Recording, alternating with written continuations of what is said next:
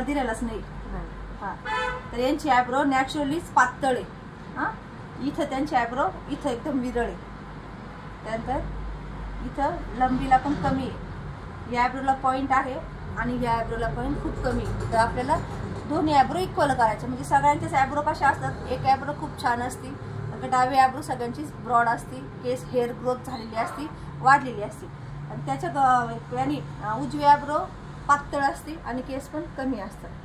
म्हणजे प्रत्येकाची आयब्रो दोन्हीपैकी एका आयब्रो काही ना काही फॉल्ट असतो, तर दोन्हीचा आपल्याला समतोल करायचा। आणि आयब्रो करताना आपण जो शेप आहे त्याच शेपला फॉलो करणार, नॅचरल आकार देणार। आपण काय त्याला एक्स्ट्रा केस कुठून आणून चिटकू शकणार नाही। तर आपण काय सुरुवातीला त्याला पावडर लावून घेणार। पावडरमुळे काय होतं, स्किन ड्राय पडते, त्यांना ऑइल वगैरे आला असेल तर ऑइल कमी होतं आणि डायरेक्शन कळते आपल्याला की ही आयब्रो कुठं वाढलेली, तर सरळ आहे की इकडं ग्रोथ झालेली आहे। आपल्याला डायरेक्शनसाठी पावडर लावावं लागते। त्यानंतर आपण सुरुवातीला पुली ब्रश किंवा एखादा छोटा ब्रश असेल त्याने आयब्रो अशी वरच्या साईडला विंचरून घेणार आणि एकदम कमी कट करणार। वाटल्यास आपण नंतर पण ना कट करू। इथं करताना स्ट्रेट कट करायचं, थोडंसं लाईट लाईट कट केलं। नंतर आपण आता आयब्रोची सुरुवात कुठून करणार। जर तुम्ही नवीन आहेत तर नवीन जणांनी आयब्रोची सुरुवात करताना इकडून करायची आणि खालची करताना इकडून करायची। जर तुम्हाला परफेक्ट आले, एक दोन वर्ष झाले, तर तुम्ही इथून जरी केली तरी चालते, पण आता नवीन आहे तर तुम्ही इथूनच करायचं।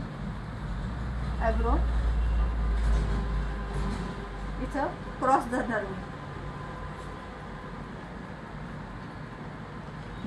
इथून मी क्रॉस धरली इथपर्यंत, हे आयब्रोच्या टेम्पल पर्यंत गेले। आता इथून मी इथं थोडीशी क्रॉस धरणार इथपर्यंत।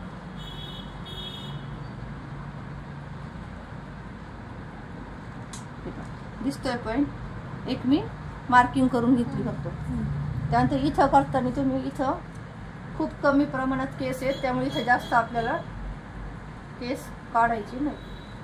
बस हे झालं तुमचं फ्रंट। पकडा खाली। आता धरताना काय करायचं, वर जास्त उचलायला लावायची, खाली नॉर्मल धरायला लावायचं। आणि सुरुवात आता इथूनच परत, खूप आत पण जायचं नाही, एक्स्ट्रा क्लीन करायची।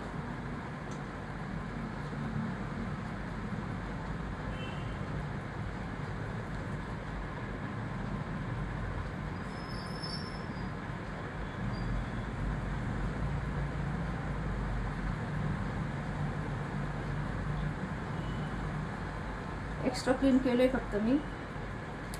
आता इथं पातळ आहे त्यांची आयब्रो, म्हणून आपण इथं थोडंसं फक्त फिनिशिंगसाठी करणार। पकडा, आपण तिकडं घुसलेलोच नाही, आपण तिथं हेअर नाही आहेत, केस नसले तर आपण तिथं आकार देऊ शकत नाही, फक्त क्लीन करणार तिथलं।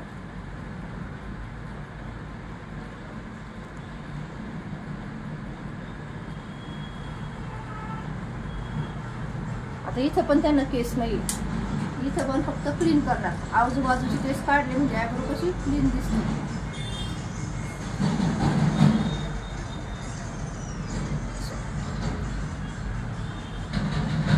ज्या प्रकारे त्यांची आयब्रो ही बिफोर आणि ही तुमची झाली आफ्टरची।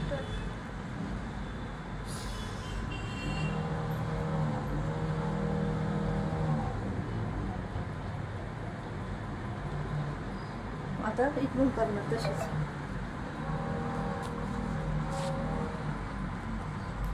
इथं आपण क्रॉस मध्ये करणार, कारण की यांची आयब्रो इतके जाड नाहीये की ज्याला आपण खूप मोठा आकार देऊ शकतो, पातळ।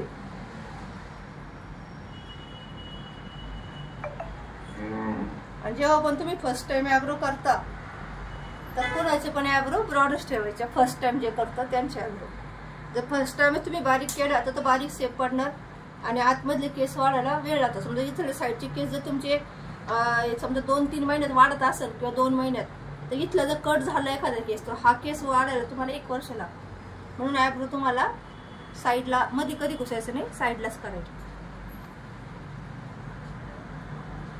आता मी इथे फक्त फिनिशिंगसाठी सुरुवातीचे केलं, लाईन आखून घेते मी आणि साईडचे क्लीन करते.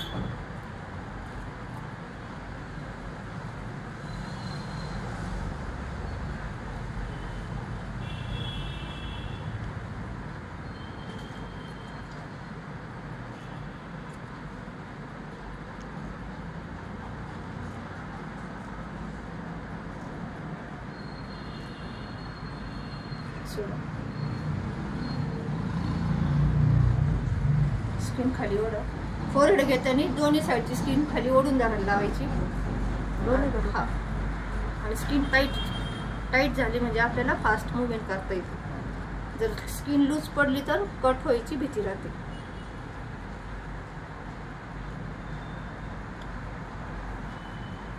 इकडची आयब्रो करताना लक्षात आलं असेल मी पुढच्या साईडला उभा राहिले आणि ती आयब्रो करताना मागच्या साईडला, कारण का केसांची जशी ग्रोथ आहे त्यानुसारच आपल्याला सीझरमध्ये दोरा अटकतो. सोडून तर झाल्यावरती मध्ये आपण थ्रेड फिरून घेणार. मध्ये पण विचारायचं एखाद्याला आवडतात, कोणाला असे जोडलेले आवडतात, कुणाला आवडत नाही.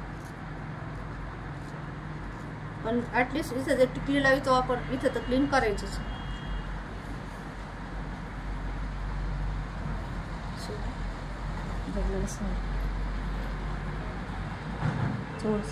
आता इथं थोडंसं झिकझॅक होतंय कारण का इथं त्यांचे केस एकदम कमी आहेत, पण याच्यामुळे इथं झिकझॅक दिसतं. आपण त्याला एक लाईनीत क्लिअर करू.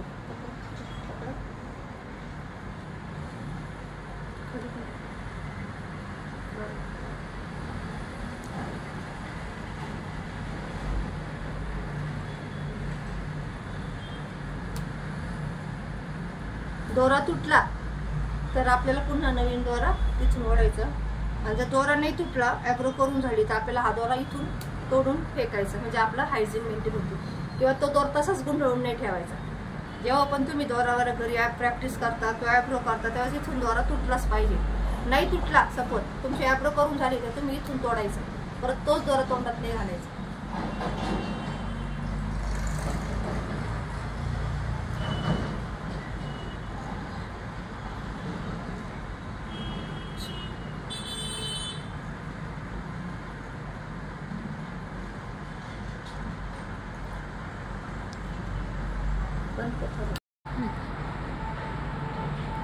तर या पद्धतीने आपण त्यांचे दोन्ही आयब्रो एकसारख्या करून घेतल्या आणि या दोन्ही आयब्रोचे पॉईंट धरून आपण हलगत असं हळू उचललं का दोन्ही आयब्रो आपले इक्वल झाले की नाही ते समजतं या टाईपमध्ये. ओके.